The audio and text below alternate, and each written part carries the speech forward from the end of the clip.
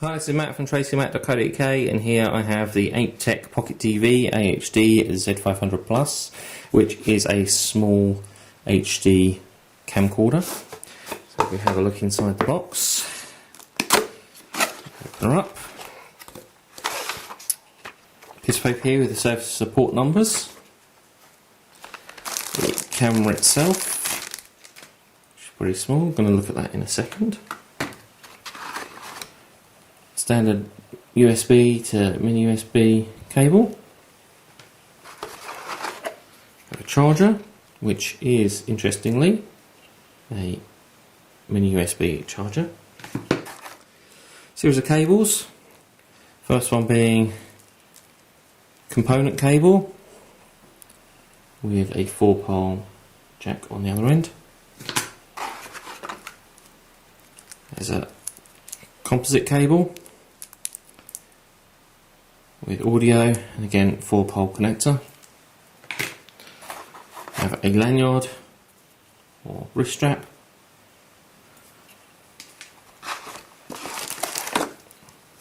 Remote control, which is pretty decent with camera controls on there, and playback control.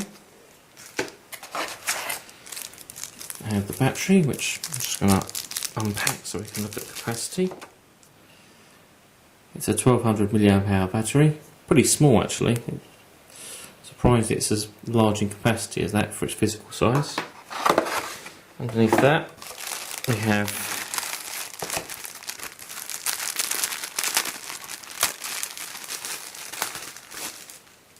a little pouch supplied with a belt loop, quite useful.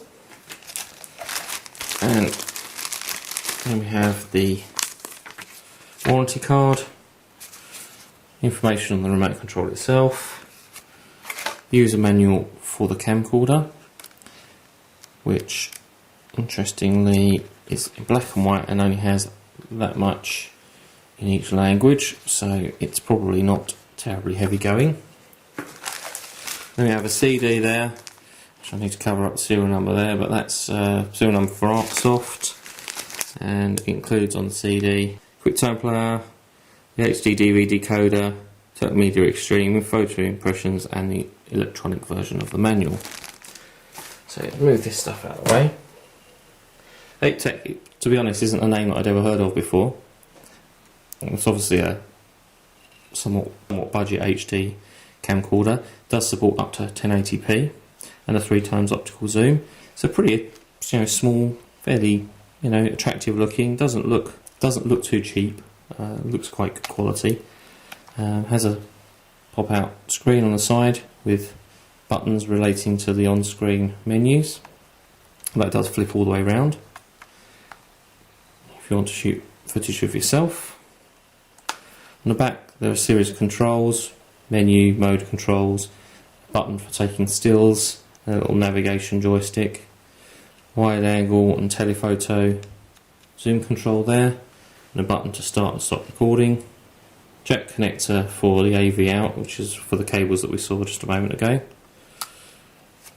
and also this bit that pops open for the HD connector and USB for downloading footage back to your PC for editing and so on. On this side is where the battery goes, pops just inside there, and then a space for our memory cards, which is SD, and it supports SDHC, quoted in the specification supporting up to 32 gig. On the front there's a built-in flash and 2 mobile lights for illuminating your subject.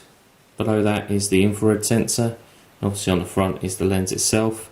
It actually has a cover, glass cover over the lens, so you can't accidentally touch the lens elements, which is quite a nice idea, and also stops dust and rubbish going in the front there, and that's a lot easier to clean that glass than it is to clean the lens elements, so that's a nice idea. On top is the microphone, and on the bottom is where we can connect it up to a tripod. Pretty lightweight, that would easily go in your pocket. It's quite stylish, not bad looking. Let's just look at the specification. It has actually got a 5 megapixel sensor in there, so that you can take 5 megapixel stills. and does support 1080p at 30 frames a second, 720p at 30 and 60 frames per second, a DVD 4:3 aspect mode at 60 frames a second, and also a web mode, and I understand you can use this as a webcam, so it would be quite a good quality webcam. According to spec, you can record up to 1 hour of footage on a 4GB SD card, and I guess that depends on the mode that you select and quality and so on. There is 128 meg of internal memory. It won't get you very far recording videos, but I guess that's useful if you're taking stills. Also, interestingly, as quoted again in the specification, it can focus from 5 centimeters in macro mode, which is very good in actual fact, so you'll be able to get very close to your subject. Zoom isn't fantastic, 3 times zoom, but then again, you look at the size of the product and you can understand why. That's not a terribly huge zoom. So over the next couple of days, I'm going to be playing around with this, and a review of the Aiptek Z500 Plus will be on site in the next couple of days.